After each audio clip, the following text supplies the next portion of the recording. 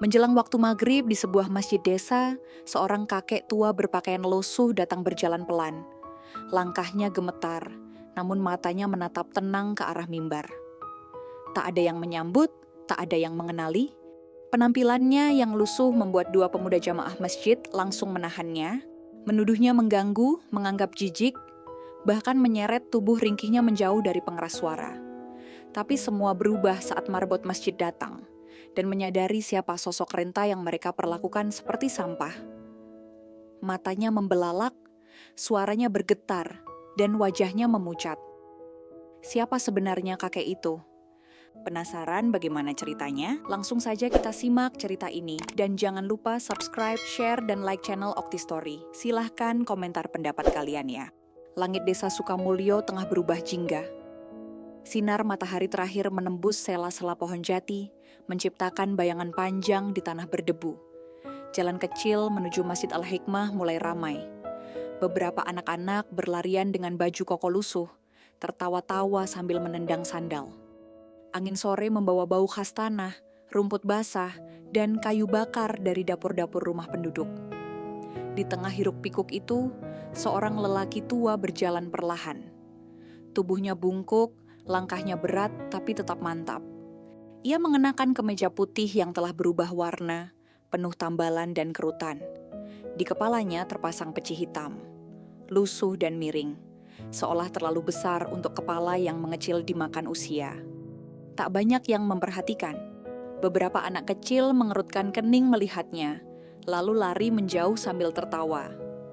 Para remaja hanya melirik, lalu kembali sibuk dengan ponsel mereka. Sang kakek terus berjalan, menyusuri jalan setapak, mendekati Masjid Al-Hikmah yang berdiri megah di tengah desa. Waktu maghrib hampir tiba, jamaah mulai berdatangan. Di teras masjid, dua pria muda, Fadli dan Iqbal, duduk bersandar di tiang sambil membicarakan pekerjaan dan bisnis online. Mereka tampak segar dan wangi, memakai gamis modern dan jam tangan digital. Tiba-tiba, langkah tertatih terdengar mendekat dari arah pagar masjid.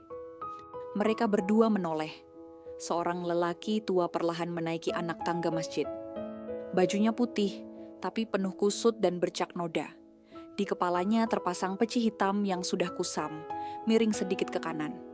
Langkahnya berat, namun matanya menatap lurus ke dalam. Iqbal mencibir. "Ya ampun, tuh orang siapa sih? Penampilannya mirip gembel." "Jangan-jangan mau minta-minta pas sholat," bisik Fadli mengernyit. "Ya Allah, ini masjid bukan pos ronda." Mereka tak berbuat apa-apa belum. Mata mereka mengikuti sang kakek yang terus melangkah masuk ke masjid. Tapi begitu ia menuju mimbar kecil dan pengeras suara, mereka langsung saling tatap, lalu bergerak cepat menghampirinya. Pak, mau ngapain?" Fadli bertanya dengan nada mencurigakan. Suaranya cukup keras, mengundang lirikan dari jamaah yang baru datang. Sang kakek, dengan langkah hati-hati, baru saja meletakkan tasnya di dekat tembok. Ia berbalik perlahan. Saya hanya ingin mengumandangkan adzan, Nak." "Kalau diperbolehkan," Iqbal tertawa kering. "Bapak pikir ini pasar? Seenaknya ke mimbar. Ini alat masjid, Pak. Yang megang bukan sembarang orang. Ada pengurusnya." Fadli mengangguk setuju, mulai berdiri lebih dekat, sikapnya semakin mengintimidasi. "Baju lusuh begitu, masuk ke tempat suci langsung mau pegang mikrofon. Kalau mau minta makan, bilang dari awal. Jangan bikin keributan." Saya tidak ingin mengganggu. Saya hanya ingin sekali saja memanggil nama Allah," jawab sang kakek pelan, hampir tak terdengar. Suaranya gemetar, bukan karena takut, tapi karena menahan luka yang lebih dalam dari sekadar kata-kata. "Kami udah bilang baik-baik kan?" kata Iqbal, mulai kehilangan sabar. "Pak, keluar dulu. Nanti saya panggilin marbot." "Bapak jangan bikin rusuh." Saat sang kakek mencoba menjelaskan lagi, Fadli mendekat dan mencengkeram lengannya. "Keluar dulu, Pak. Ini bukan tempat Bapak. Jangan paksakan diri." Tarikan itu membuat tubuh sang kakek terpelanting ke belakang. Ia mencoba bertahan, tapi sandal jepitnya tersangkut di karpet masjid. Ia tersungkur, lututnya membentur ubin keras. Beberapa orang mulai berdiri, tapi hanya menonton dari jauh. "Saya mohon, jangan kasar, Nak," lirih sang kakek sambil mencoba bangkit. Namun Fadli tak melepaskan. "Pak, kami sudah sopan, tapi Bapak ngeyel. Mau bikin malu di rumah Allah ya?" Karena emosinya sudah tersulut. Mereka langsung menerai paksa kakek itu. Sang kakek tersungkur tak berdaya. Tapi tiba-tiba, "Hei, apa yang kalian lakukan?" Suara itu memekik, membela udara sore yang mulai hening. Semua mata menoleh. Dari sisi pintu, Pak Rahmat sang marbot berlari dengan wajah merah padam. Ia melihat sang kakek terduduk di lantai, tubuhnya goyah dan matanya berkaca. Matanya menoleh ke arah surban dan mushaf yang berserakan. Tubuh Pak Rahmat berhenti seketika. Napasnya tercekat. Wajahnya langsung pucat. "Astagfirullah, astagfirullahalazim." Ia jatuh berlutut, menggenggam tangan sang kakek dengan gemetar. "Kiai Hasan, panjenengan, astagfirullah, apa yang terjadi ini?" Iqbal dan Fadli terpaku. Nama itu menghantam telinga mereka seperti palu. Jamaah lainnya mulai mendekat. Pak Rahmat menoleh ke arah Fadli dan Iqbal dengan sorot mata penuh murka. "Apa yang kalian perbuat? Ini Kiai Hasan, guru saya, guru kita semua. Beliau yang mendirikan masjid ini dengan tangan dan doa beliau." Maaf Pak, kami benar-benar tidak tahu. Kami kira dia apa? Gelandangan? Karena bajunya kumal, kalian seret-seret dia dari masjid. Kalian hina beliau di tempat suci yang beliau dirikan sendiri." Pak Rahmat menunduk di hadapan sang kakek. "Kiai, maafkan kami. Dunia berubah, tapi kami malah ikut berubah ke arah yang keliru." Kiai Hasan menunduk. Tangannya gemetar menyeka debu dari surbannya. "Saya tak ingin dipuji. Saya hanya rindu mengumandangkan namanya sekali saja. Sebelum suara ini tak sanggup lagi memanggilnya." Air mata mulai menetes dari mata Pak Rahmat, juga dari para jamaah yang mendekat dan mengenali wajah itu. Wajah yang dulu mengajar mereka mengucap alif, ba, ta di surau kecil.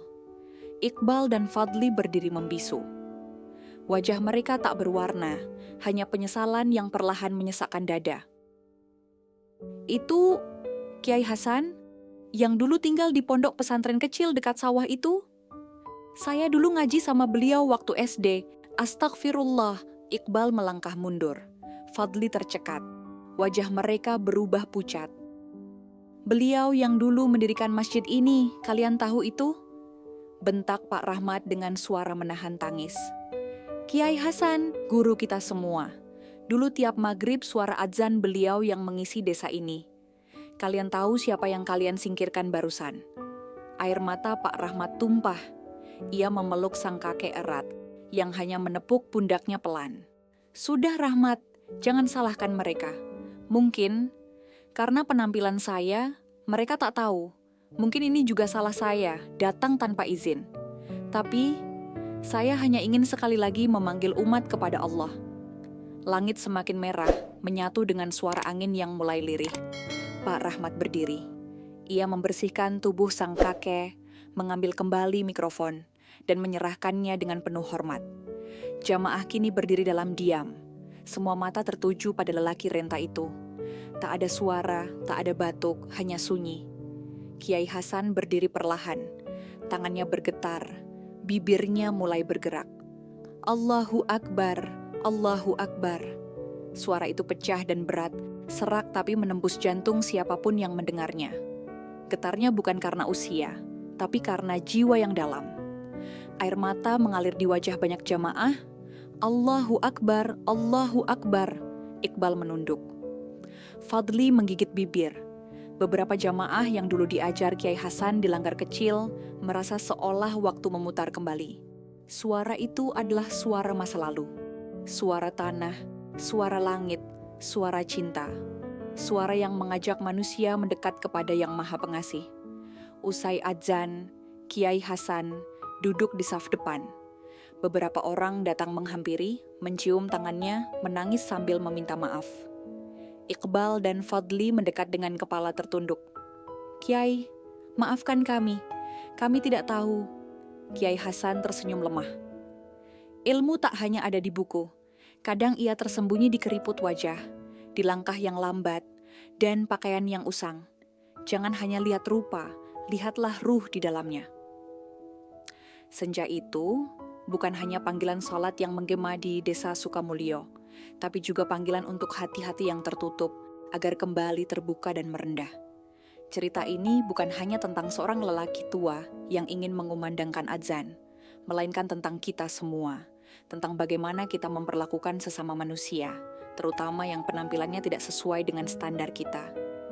Kisah ini menyentil nurani, mengajak kita menelusuri kembali nilai-nilai keislaman yang sejati, tawadu, rendah hati, husnuzan, berprasangka baik, dan adab terhadap orang yang lebih tua dan alim. Kisah Kiai Hasan menggambarkan dengan sangat kuat bagaimana seseorang yang pernah berjasa besar, dihormati, dan bahkan mendirikan tempat ibadah, bisa dilupakan dan diperlakukan semena-mena hanya karena penampilannya tak lagi mengilap.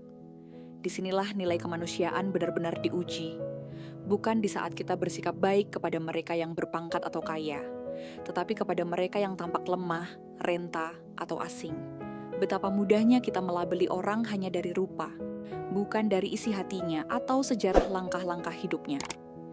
Dalam kejadian ketika Kiai Hasan ditarik paksa dan hampir terseret keluar dari masjid, kita menyaksikan potret nyata dari penyakit sosial yang sangat berbahaya, penghakiman tanpa mengenal, penghinaan karena kemiskinan, dan kecenderungan menilai dengan mata bukan hati. Padahal Islam mengajarkan untuk memuliakan tamu, menghormati yang lebih tua, dan tidak meremehkan siapapun, walau tampak sederhana. Rasulullah sendiri hidup dalam kesederhanaan, dan banyak wali Allah datang dalam rupa yang tak terduga. Pelajaran paling mendasar yang bisa diambil dari cerita ini adalah, jangan pernah menilai seseorang dari luarnya saja. Pakaian kumal bukan berarti akhlaknya buruk. Tubuh renta bukan berarti tak berarti. Justru bisa jadi mereka menyimpan cahaya ilahi yang tak tampak oleh mata dunia. Orang yang tampak tak berharga bisa jadi adalah orang yang paling dicintai Allah. Dalam bahasa Sufi, kadang wali itu menyamar sebagai fakir, dan Allah menguji siapa yang tetap bisa mengenalinya. Selain itu, cerita ini juga mengajarkan pentingnya menghormati sejarah dan para pendahulu. Masjid Al-Hikmah berdiri karena pengorbanan Kiai Hasan di masa mudanya. Tapi waktu telah membuat orang melupakan jasa itu. Ini adalah cermin bagi masyarakat kita hari ini yang sering melupakan orang-orang yang telah membangun pondasi keimanan dan peradaban di tempatnya masing-masing. Kita sibuk menghormati yang terlihat, tapi lupa pada akar yang menopang semuanya. Rasa syukur dan penghormatan kepada orang-orang terdahulu adalah bagian dari iman. Adzan Kiai Hasan di akhir cerita bukan hanya panggilan sholat, tapi juga panggilan nurani. Panggilan untuk kembali kepada nilai-nilai Islam yang sejati, menghargai sesama, menjunjung adab, dan menjaga rasa. Suaranya yang serak adalah cermin dari zaman yang mulai kehilangan ketulusan. Tapi justru disitulah keindahan muncul. Ketika satu suara yang tulus mampu menggetarkan hati yang selama ini diam membatu. Terakhir, cerita ini menyampaikan bahwa kemuliaan tak bisa dipudarkan oleh waktu atau usia. Orang yang ikhlas dalam ibadah, yang telah memberikan hidupnya untuk agama, tak pernah benar-benar mati dari ingatan Allah, meskipun manusia bisa lupa. Karena itu, sebagai umat Islam, kita harus terus belajar menjaga akhlak, bukan hanya ibadah formal. Jangan sampai kita rajin ke masjid, tapi mengusir orang hanya karena tampaknya tak sesuai dengan selera kita. Cerita ini membawa amanah besar kepada kita semua, untuk membuka mata, hati, dan telinga. Bahwa setiap orang yang datang ke masjid membawa harapan, dan kita tak berhak menjadi tembok yang menghalangi mereka. Kita seharusnya menjadi tangan-tangan penyambut, bukan tangan yang mendorong dan mengusir. Dan bila kita pernah melakukan itu, dengan sadar atau tidak, maka inilah saatnya untuk minta maaf, bukan hanya kepada mereka, tapi juga kepada Tuhan yang menyaksikan semuanya. Jika kita tak bisa menjadi pemuliakan bagi para wali yang tersembunyi di balik pakaian compang-camping, setidaknya jangan menjadi penghinanya, karena bisa jadi doa mereka lebih dulu sampai ke langit daripada seluruh retorika dan hafalan kita.